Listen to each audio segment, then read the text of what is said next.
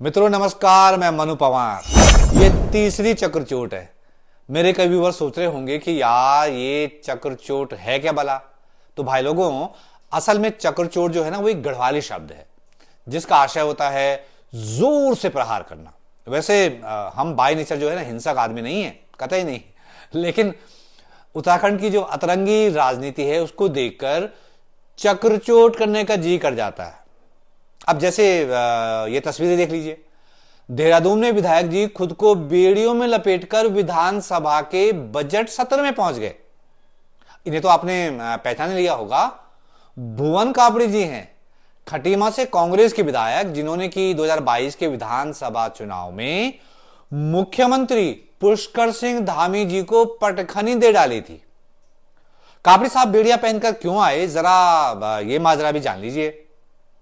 दरअसल उन्होंने ये स्टंट इसलिए किया ताकि अमेरिका से बेड़ियों में डिपोर्ट किए जा रहे भारतीयों के मुद्दे पर ध्यान आकर्षित कर सके। तो कापड़ी जी, आज आपने हथकड़ी और बेड़ी ताले क्या क्या पहना है, क्या है?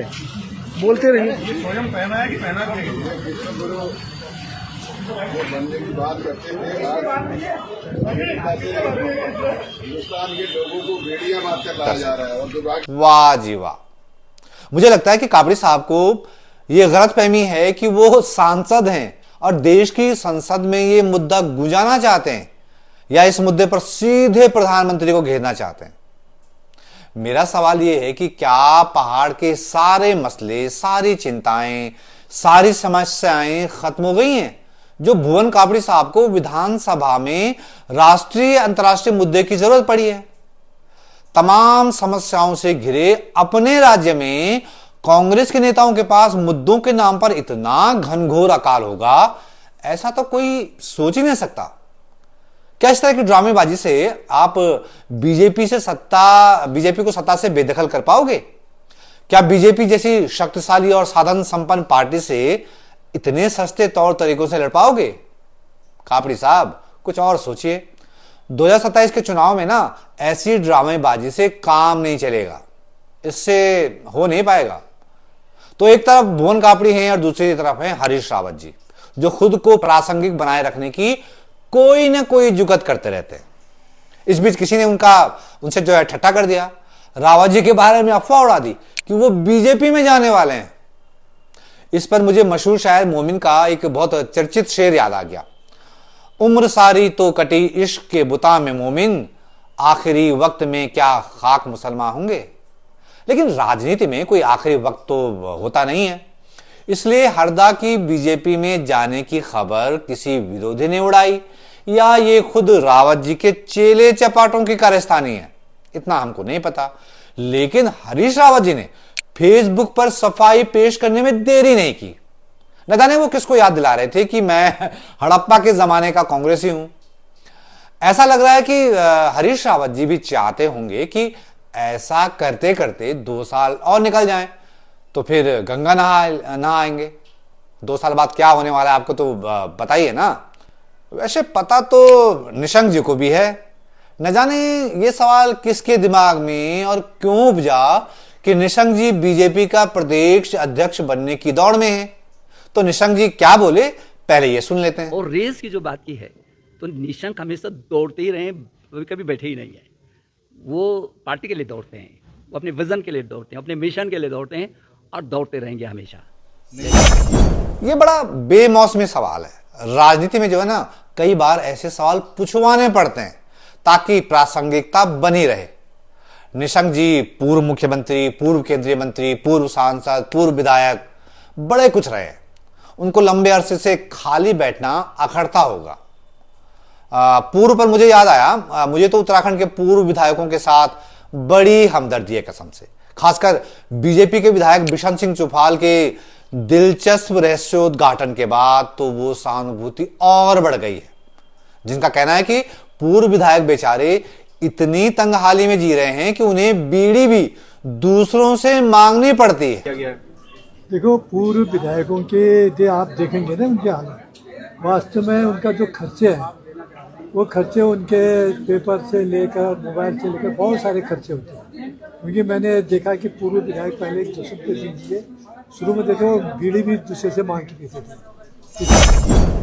चुफाल जी, वैसे पहली बात तो यह है कि धूम्रपान करना जो है ना, स्वास्थ्य के लिए हानिकारक है। कहा तो यह भी जाता है कि मद्यपान अर्थात शराब पीना भी स्वास्थ्य के लिए हानिकारक है, लेकिन शराब से तो कई सरकारें चला करती हैं, इसलिए उस पर नो कमेंट्स। लेकिन यह बात समझ में नहीं आई कि जो मद्यपान अर्थात शराब सरकार की सेहत के लिए अच्छी मानी जाती है, उसको लेकर उत्तराखंड के संसदीय कार्य मंत्री प्रेमचंद अग्रवाल जी इतनी नाक भौं क्यों सिकुड़ने लगे। कहने लगे कि कांग्रेस के विधायक मदन बिष्ट सदन में शराब पी कर आए और हमारे पहाड़ के लोगों पे कलंक लगा रहा है कि हाउस में शराब पी के आए। देखेंगे जब मानहानि का दावा करेंगे इस पर। हम कोई डर के राजनीति नहीं करते। बहरहाल बात तो हम पूर्व विधायकों के दूसरों से बीड़ी मांगकर पीने की कर रहे थे और बात चली गई शराब तक। ये शराब भी ना कमबख्त है ही ऐसी चीज। लेकिन चुफाल जी के खुलासे के बाद मुझे सीरियसली अपने पूर्व विधायकों से सच्ची मुच्ची की हमदर्दी है। वो न जाने कौन से विधायक होंगे जिन्होंने ठेकों और खनन से खूब माल बनाया। वैसे अब धामी साहब की बदौलत पूर्व विधायकों के अच्छे दिन आ गए हैं। सरकार ने उनकी पेंशन और सुविधाएं बढ़ा दी हैं। और हां, अब तो धामी साहब ने पूर्व विधायकों की अंत्येष्टि भी राजकीय सम्मान के साथ कराने की घोषणा कर डाली है। तो अब बीड़ी का चक्कर छोड़ ही दीजिए। लेकिन एक बात और मुझे अपने पहाड़ी बहबंदों दिदा भूलों से कहनी है।